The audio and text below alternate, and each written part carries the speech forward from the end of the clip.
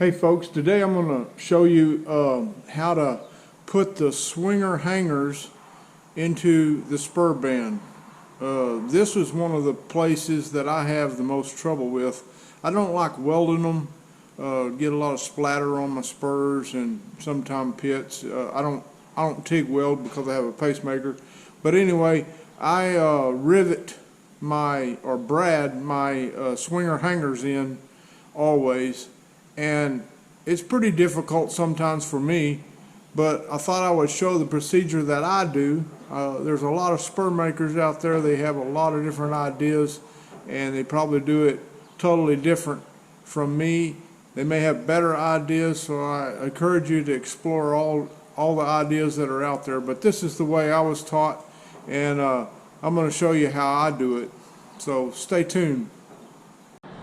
Okay, to start with, we've got a spur here.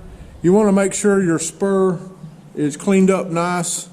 All your sides and everything are all the way you want them. Whatever you're doing with them, polishing them, bluing them, browning them, however. Because once you get your hanger in there, you know, it's not going to be easy to get those areas cleaned up. The inside is still rough, because I'm going to be bradding these hangers in here, and I'm going to bang it up a little bit. So I'll go back and clean off, and that's when I'll get this peg here sanded down, and I'll show you how this comes out. I've got my hanger here. This one came out a little short. It's always difficult to get your hangers exactly right, but there's some guys out there that's got good jigs.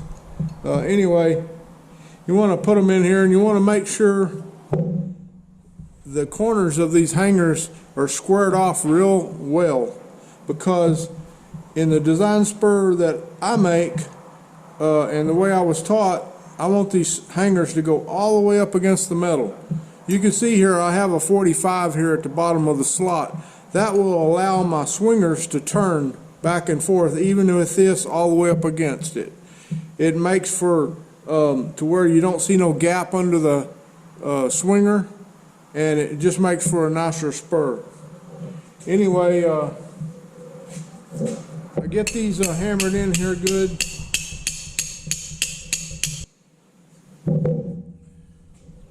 Okay, you can see I have the hanger nearly smack up against the side of the band. That's about as far as I can get this one to go, but that's about what I usually do them right there. And what I'm going to do first is, these two are pretty close to what I want.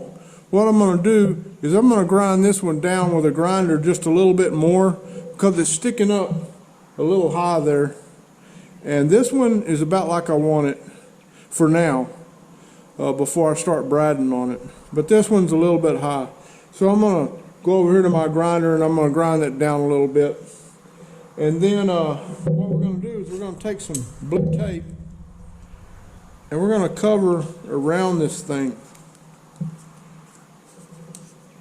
Of course, you don't want to get it over the area you're going to be bradding, but you want to cover it pretty good, because when you're bradding these, you're going to miss a few times, and this keeps you from banging up some big divots into your band, or it usually helps. You can still get divots, but we can take those out too.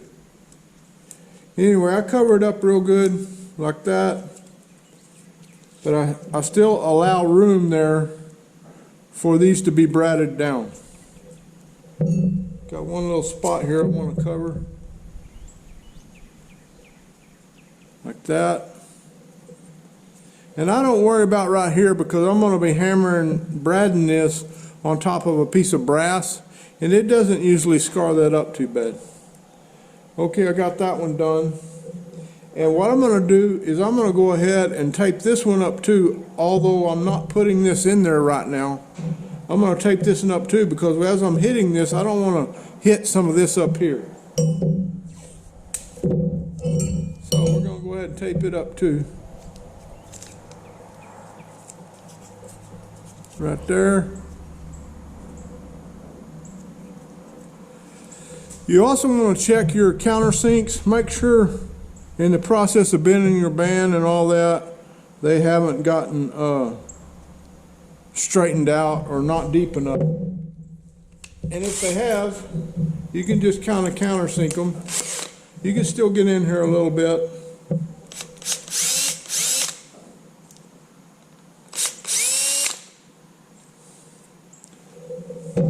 Already got that in there, so I think it'll be fine. Anyway, you can see there I've got my countersinks renewed on that one. Okay, what we're going to do now is I'm going to go grind this down just a little bit, and then I'll meet you over at my anvil, and we're going to see if we can brad this in here. Okay, you can see I've got this ground down like I kind of wanted it, and it's a little bit above there. And I'm kind of squatted down here on my anvil because I've had back surgery and I'm not supposed to be bending or anything. So it's a lot easier for me to get down here like this. And I've got a piece of pretty thick brass right here. And I just put this on here, and I'm going to use the round ball peen side. I'm just going to start bradding this.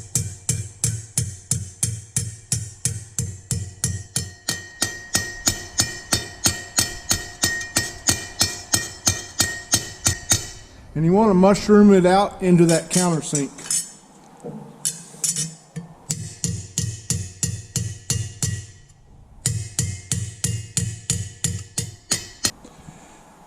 You want to make sure these stay up against there.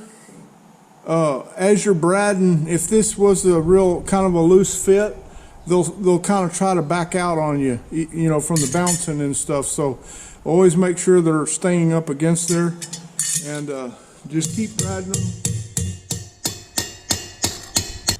Okay, I've got that bradded pretty good. I'm gonna get my grinder and take a little bit of this off so I can kind of see where I'm at. Okay, I ground them down just a little bit. It was a pretty good dome on them, so I took some of that off.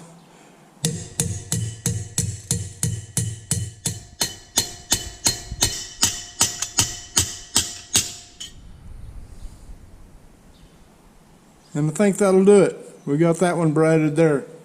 And we're still flush up against the outside. So what I'm going to do now is I'm going to fit this other one. I'm going to get it braided. And then I'm going to show you how I clean it up over here. Clean up these brad marks and the inside of the band over here on my belt sander. Okay, you can see I've got my gloves on. I've got my safety goggles, my mask. And what I'm going to do is I'm going to start hogging down these heads of these brads. I'm going to start with a 50, and then I'll go to a 120, a 240, and a 400. And I only use this 50 just to get right on the top of the brads to get them down pretty flush. I don't try to get into the band too much with it.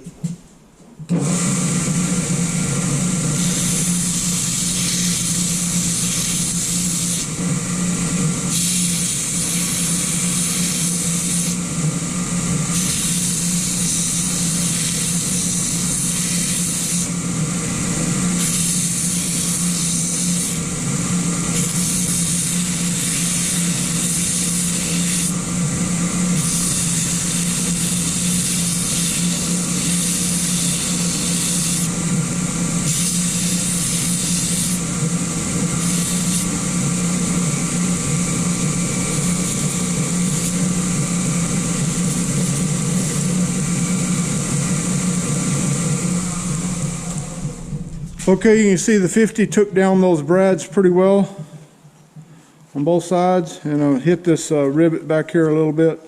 I'm going to switch to a 120.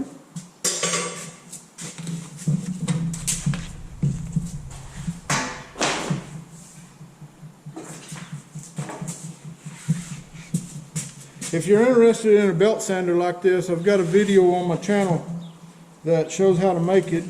It was designed by Bruce Cheney. I did a few modifications to it, like the tensioner back here, but it works real good for spurs. It also works for knives. You can put a plate on here on the front and put a backing plate on here, and it's a pretty good machine. I think I spent maybe $100 on this whole thing.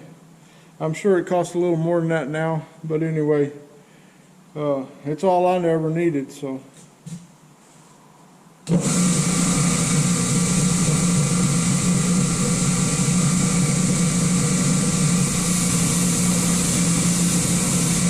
There's 120, we're going to hit the whole band a little bit.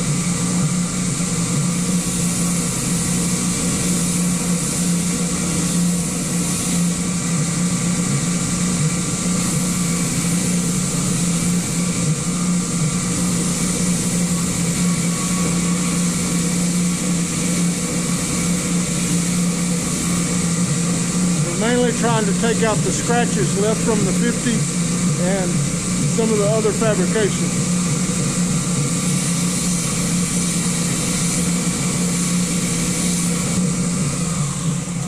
Okay, that's got that cleaned up pretty well.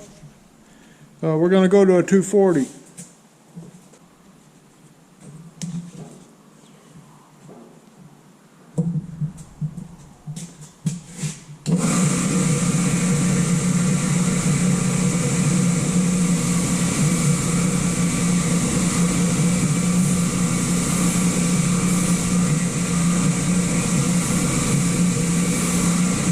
Putting a little bit of a bevel on that edge on the inside.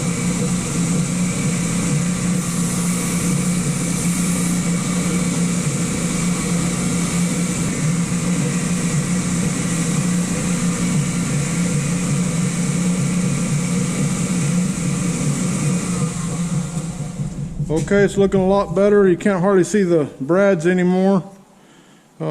Sometimes you get a little bit of a line around one of them. Just because you can't, it's indented right there and you can't get down to it too much without taking the whole brad out, and I don't want to do that. Anyway, they're looking really good. I'm going to go to a 400 and finish it up.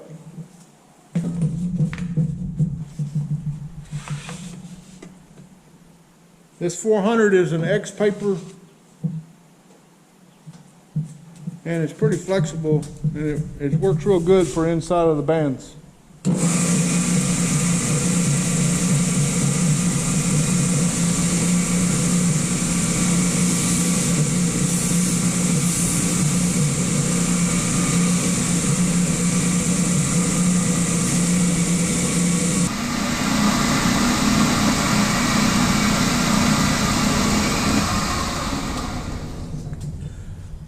Okay, we got this one all cleaned up. I think it came out real nice, real smooth.